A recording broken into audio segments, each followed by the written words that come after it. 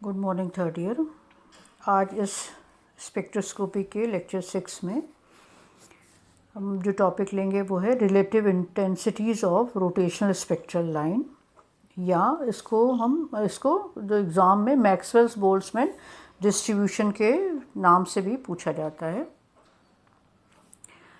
तो ये Maxwell's Boltzmann distribution या relative intensity of rotational spectral line. तो जो स्पेक्ट्रल लाइन है, अब पिछले लेक्चर में आपने देखा था उनकी जो इंटेंसिटी है वो समान नहीं रहती। तो स्पेक्ट्रल लाइन की जो रिलेटिव इंटेंसिटी है वो प्रत्येक रोटेशनल लेवल में स्थित अणुओं की संख्या के समानुपाती होती है। यानी कि the relative intensity of spectral line will be depend upon the relative population of energy level.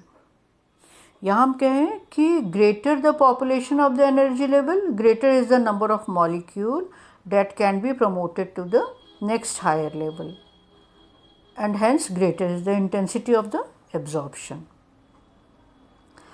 और ये जो अणुओं की संख्या है जो प्रत्येक रोटेशन लेवल में होती है, उनका मान हम मैक्सवेल्स बोल्ट्जमैन इक्वेशन के द्वारा दे सकते हैं। तो मैक्सवेल्स बोल्ट्जमैन इक्वेशन क्या है? ये इक्वेशन नंबर 1,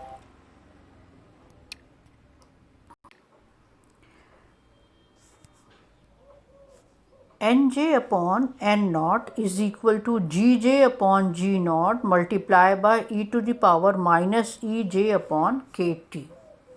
अब जरा देखें एक एक चीज़ें क्या चीज़ हैं। Nj क्या है? रोटेशनल लेवल J में अणुओं की संख्या और जिसकी ऊर्जा Ej की वैल्यू Ej है। तो Nj N number of molecule कहाँ पर? J एनर्जी लेवल में, जिसकी की ऊर्जा किसके बराबर है? Ej के बराबर है ना। N नॉट क्या है? जो न्यूनतम रोटेशनल लेवल है, यानी कि J इज इक्वल टू 0 में अणुओं की संख्या। तो दो लेवल में अणुओं की संख्या बताई गई, एक तो J लेवल में और दूसरा J इज इक्वल टू 0 में अणुओं की संख्या, यानी कि न्यूनतम रोटेशनल लेवल में। ना अब आ जाए जी जे, ये जो जी जे ऊपर है और जी जी नॉट नीचे है। तो जी जे क्या है? जे लेवल की डीजेनरेसी को शो करने वाले नियतांक या constant showing degeneracy of J level. उसी तरह से ये बच्चों ये जी नॉट नहीं होगा, बल्कि ये जे नॉट नहीं होगा, बल्कि ये जी नॉट होगा। ये ध्यान रखना कि ये जी जे एंड जी नॉट। तो जी नॉट क्या हुआ? जे इज इक्वल टू 0 पर, या जे इज इक्वल टू 0 या हम कहें निम्न स्तर की डीजेनरेसी को शो करने वाले कांस्टेंट। तो ये तो आपको पता चल गया क्या है एन जे, क्या है एन नॉट, क्या है जी जे एंड क्या है जी नॉट। अब देखिए, जो दो या दो से अधिक स्तर में समान पॉपुलेशन हो तो हम उन लेवल को हम डीजेनरेट कहते हैं। यदि संख्या समान हो तो हम उनको क्या कहेंगे कि डीजेनरेट लेवल है। हम एक एग्जाम्पल से समझते हैं। फॉर एग्जाम्पल, जैसे p ऑर्बिटल है तो p ऑर्बिटल के लिए l इज इक्वल टू 1 होता है। तो डीजेनरेसी फिर क्या होगी? 2l+1, यानी कि टोटल कितनी हो जाएगी? 3, क्योंकि l की वैल्यू 1 है तो टोटल जो डीजेनरेसी है जो p ऑर्बिटल की है वो 3 हो जाएगी। उसी तरह से d ऑर्बिटल के लिए देखा जाए तो d ऑर्बिटल के लिए l की वैल्यू 2 होती है, तो degeneracy of d orbital is equal to 5। तो सेम इसी फैक्ट को हम बेसिस माने और हम रोटेशनल एनर्जी लेवल की डीजेनरेसी भी हम किससे कर सकते हैं कैलकुलेट? 2j+1 से। जैसे ये 2l+1 से हमने p ऑर्बिटल की डीजेनरेसी और d ऑर्बिटल की डीजेनरेसी जानी, उस तरह से रोटेशनल एनर्जी लेवल की डीजेनरेसी हम किससे जाने? 2j+1 से। अब दो चीज़ें थी, एक जी जे था, एक जी ज़ीरो था। G0 में J इज इक्वल टू 0 था और Gj में J is equal to J था। तो सबसे पहले हम ले G0, डिजेनरेसी किसके लिए, J इज इक्वल टू 0 के लिए। तो G0 is equal to formula वही है 2J + 1 और J की वैल्यू 0 हमने रख दी, तो ये टोटल कितना आ गया, G0 इज इक्वल टू 1 आ गया। दूसरा ले लें, जब J is equal to J है तो Gj फिर वही फॉर्मूला 2J + 1, अब J की जगह पर क्या होगा, यही J होगा, तो ये value Gj is equal to क्या हो गई, 2J + 1। अब आपने पीछे क्या देखा था, फॉर्मूला क्या था, Nj/N0 is equal to Gj/G0 e⁻ej/kt।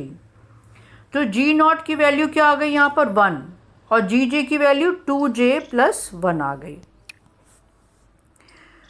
तो यहाँ पर हम लिख सकते हैं Nj/N0 is equal to Gj/G0 था, तो Gj की जगह पर हम क्या लिख देंगे, 2J + 1 और फिर ये वैसे की वैसे e⁻ej/kt आ गया।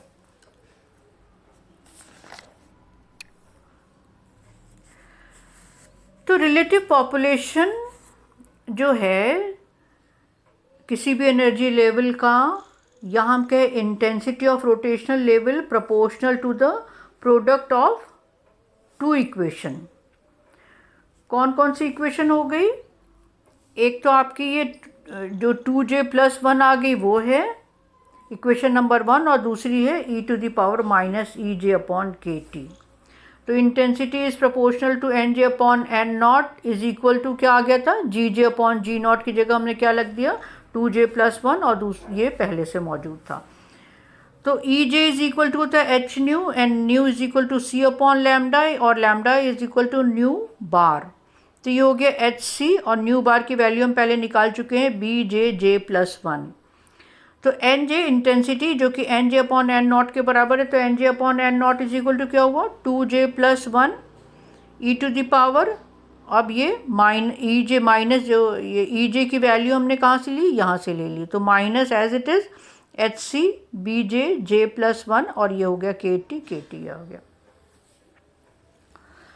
तो इस समीकरण में जो फर्स्ट पद है, पहला फैक्टर यानी कि 2J + 1 का मान J के मान के बढ़ने के साथ साथ बढ़ता है, लेकिन जो एक्सपोनेंशियल फैक्टर है यानी कि चरघातांकी पद यानी कि ये जो e है, इसका मान J के मान के बढ़ने के साथ पहले धीरे धीरे कम और फिर बाद में तेजी से कम होता है। अतः J के कम मानों के लिए 2J + 1 पद तथा J के अधिक मानों के लिए एक्सपोनेंशियल फैक्टर e⁻, जो ये पूरा फैक्टर है, ये महत्वपूर्ण हो जाएगा।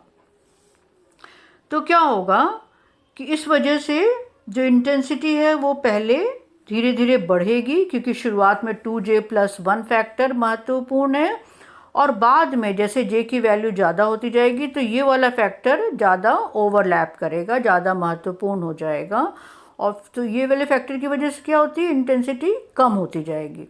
तो इसलिए J तो हमारे पास कैसा ग्राफ आ जाएगा कि शुरुआत में इंटेंसिटी बढ़ती जा रही है और फिर बाद में कम होती जा रही है। तो ये Nj/N0 क्या है, intensity is proportional to Nj/N0 और Nj/N0 क्या चीज़ है, रिलेटिव पॉपुलेशन।